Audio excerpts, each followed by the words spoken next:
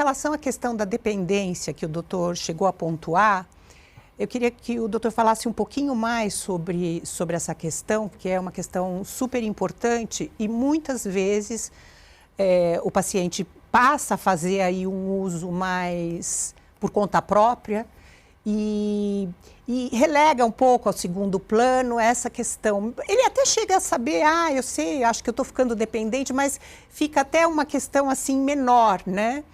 Mas existe aí um agravamento no decorrer, né, desse processo, até daqueles sintomas, por exemplo, se num primeiro momento a ansiedade era amenizada, vamos dizer assim, mas que com a questão da dependência você aumenta, inclusive, esses outros sintomas, né? Quer dizer, acho que há uma negligência em relação, eu prefiro ficar dependente desse remédio, mas me ajuda, como se isso fosse menor, né? O que o doutor poderia falar sobre isso? O desenvolvimento da dependência acontece de uma maneira um pouco rápida, né? Tanto com os benzodiazepínicos quanto com as drogas Z, né? As duas, se a gente pegar a bula, né, das duas classes de medicações, a gente vai ver que há uma indicação de uso curto delas. O uso deve ser feito por um período muito pequeno de tempo. Esse período pequeno de tempo, ele dá até cerca de um mês, né, 60 dias. Alguns estudos colocam que a partir do 4º mês o risco de desenvolver dependência é muito grande, né? Tanto para os benzodiazepínicos quanto para as drogas Z. Eu só queria voltar uma coisa que sobre as drogas Z, elas agem num receptor apenas hipnótico, né? Então, você não tem diminuição da ansiedade. Então, se o indivíduo tiver, né, uma ansiedade muito grande e você for tratar o sintoma, que é a insônia, ele não vai ser beneficiado. Né? Ele não vai ter diminuída a sua ansiedade, a sua apresentação ansiosa. Mas ele vai correr um risco maior de, inclusive, fazer abuso dessa substância. Né? Há uma diferença, aí pensando na questão da dependência, há uma diferença entre essas substâncias no que se refere à gravidade da dependência. Perdão, na gravidade da síndrome de abstinência. Né? Só para a gente conceituar, a dependência ela precisa preencher alguns critérios para a gente entender que esse indivíduo é dependente. Né? Um dos critérios principais é o desenvolvimento de tolerância, né? Ou seja, aquela quantidade que ele fazia uso passa a não fazer mais o mesmo efeito. Então, se ele tomava um comprimido de 2 mg de Rivotril e passa a não dormir mais, ele aumenta para 1,5, aumenta para 2. Então, essa tolerância ela vai se instaurando ao longo do tempo. Da mesma forma que também para as drogas Z, né? E aí a gente tem um outro conceito importante da dependência, que é a síndrome de abstinência. Né? É quando o indivíduo diminui a quantidade que faz uso, ou ele interrompe o uso da substância ao qual ele tem dependência, ele acaba tendo muito desconforto. Né? No caso dos benzodiazepínicos, os sintomas eles são mais exuberantes, né? Como o indivíduo tem um repique muito grande da ansiedade, da insônia, ter um humor deprimido, né? Além disso, poder ter tremores, ter episódios de convulsão. Né? Agora, o que a gente está vendo também no grupo de pacientes dependentes de droga Z são episódios até similares, né? Não tão exuberantes. Já estamos falando em pacientes dependentes de Zolpidem, de Zolpiclona. O que dizia-se que não causaria num primeiro momento e isso já está se apresentando. Eu acho que o grande erro que a gente teve, né, quando foram liberadas as drogas Z, foi colocar num receituário de controle né, o que é um pouco menor em termos de fiscalização, em termos de atenção, que é o controle de receita especial branco, né? Diferente daquele que é azul, né, o talonário azul, que tem as medicações nas suas caixas a tarja preta, né? E as pessoas falam comumente, né, o fulano vai tomar uma tarja preta porque você está precisando, que você, né, tá. Então, se popularizou isso exatamente pelo controle que essas medicações são submetidas. Ao passo que as drogas Z não sofreram, vamos dizer, o mesmo rigor, né, para prescrição do que os benzodiazepínicos. Mais uma vez, os benzodiazepínicos também são prescritos demasiadamente, né? Mas as drogas Z, elas vieram com, entre aspas, né, a promessa, né, esperança. A perspectiva de que não eram medicações que causavam dependência e também não eram medicações que causavam abstinência. A gente tem história de usuários pesados de por exemplo, Zolpidem, que na interrupção do uso acabam tendo crises convulsivas, né? A exuberância não é a mesma quando a gente vê uma síndrome de abstinência, né, dos benzodiazepínicos, mas a gente vê ocorrência de gravidades semelhantes. Nessa linha, né, da utilização dessas medicações, a gente recebe, às vezes, no consultório, pacientes que, enfim, acabam aí revelando para a gente, eu sou psicóloga, recebo esse tipo de conversa, né, dentro da minha clínica, que doutora, olha, eu estou usando o Zolpidem, mas agora eu acordo no meio da noite, dou um repique no meu comprimido para eu voltar a dormir. O que você diria sobre isso, doutor? Isso chega a resolver ou vai... como é que é essa questão, né? Porque é importante esclarecer porque eles acham que isso passa a ser uma prática, né? Sim. Você tem uma população que vai ter mais risco para desenvolver um abuso e progressivamente uma dependência, por exemplo, do Zolpidem, né?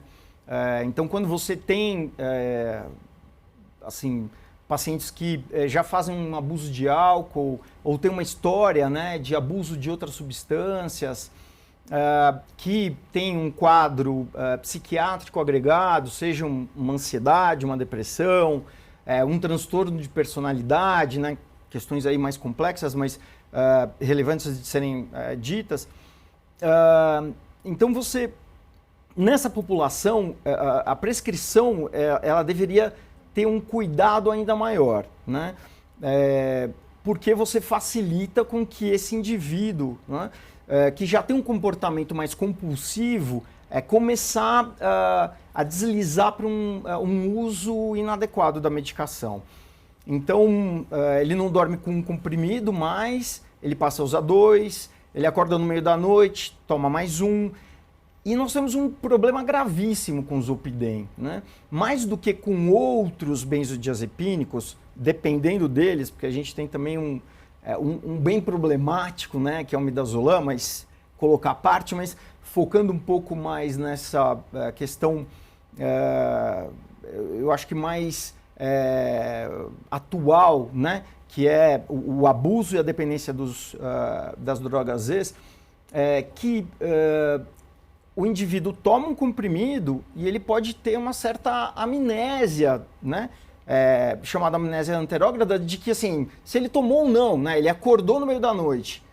Será que eu tomei comprimido não? Ele acorda já num estado meio amnéstico que ele não vai se lembrar, por vezes, Sim. se ele tomou quantos comprimidos ele tomou naquela noite. Sim. Né?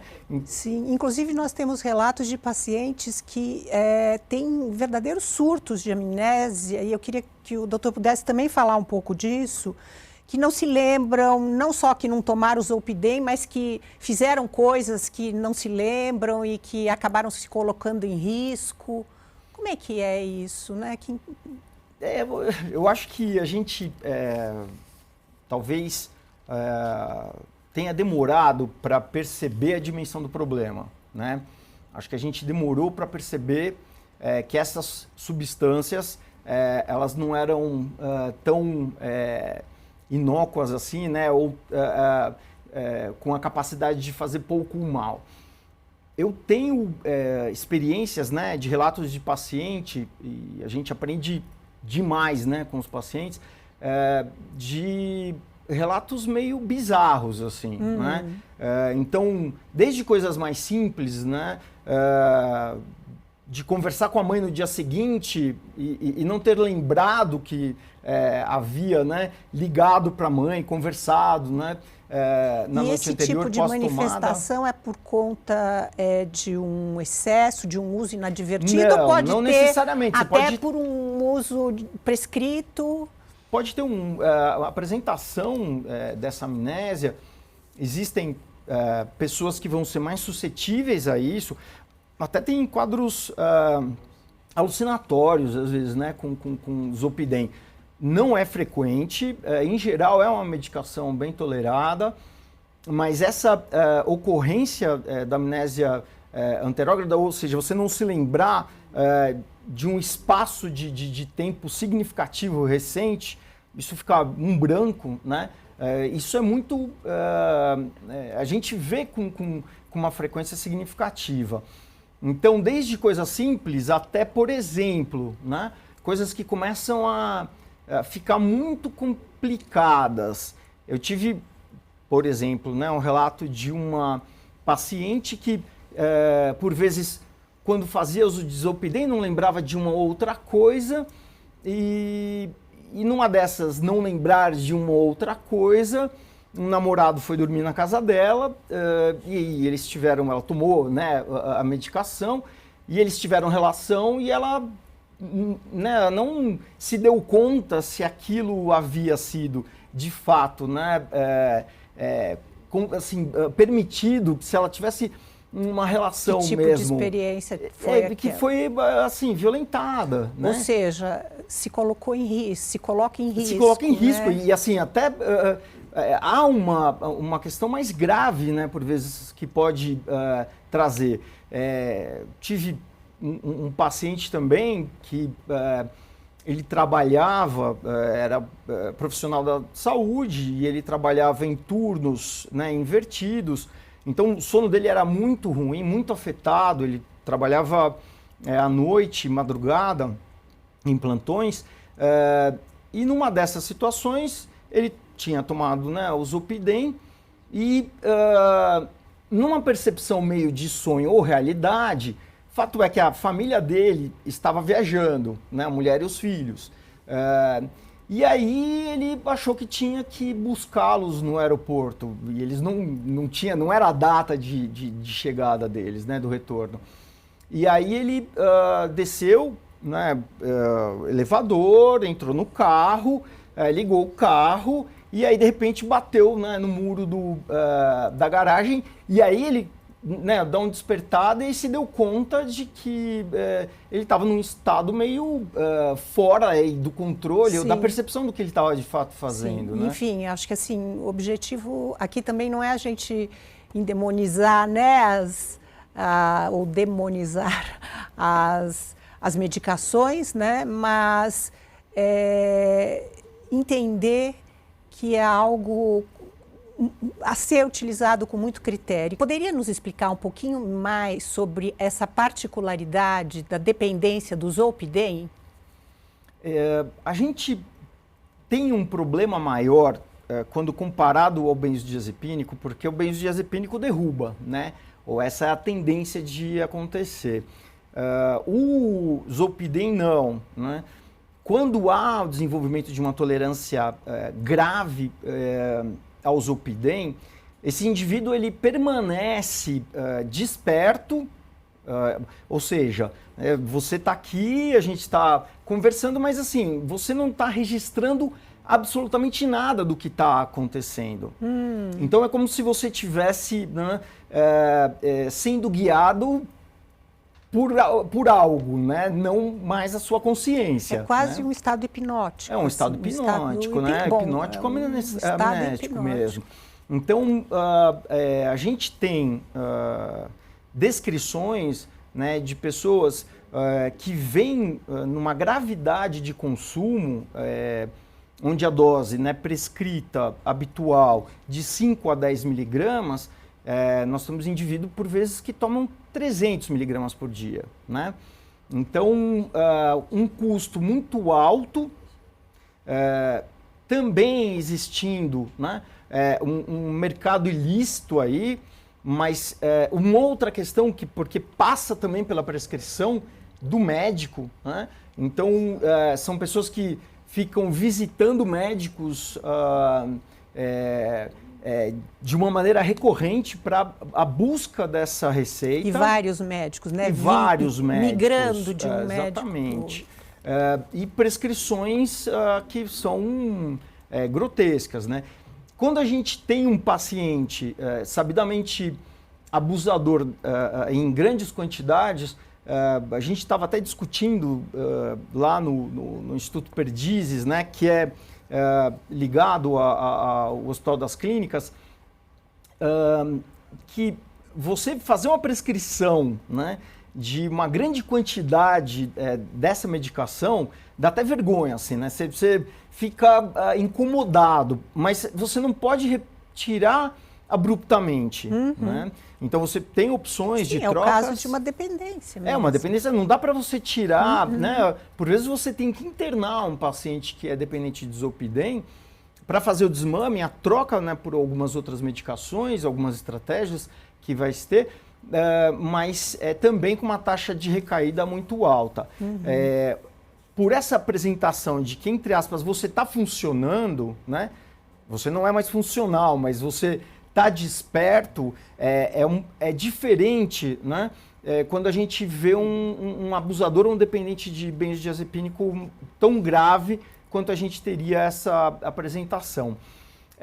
E o bem-estar, né, descrito no uso mais importante do Zolpidem também é grande. Então ele não só traz aí uma condição do adormecer, né? Ou quando ele vai perdendo esse poder hipnótico, ele mantém uma certa sensação de bem-estar. Então, o que mantém é esse consumo alto do paciente. É muito devastador, então, essa combinação, né? Do quanto Exato. o paciente vai se degradando nas suas funções e vai tendo essa relação de bem-estar com a droga, né?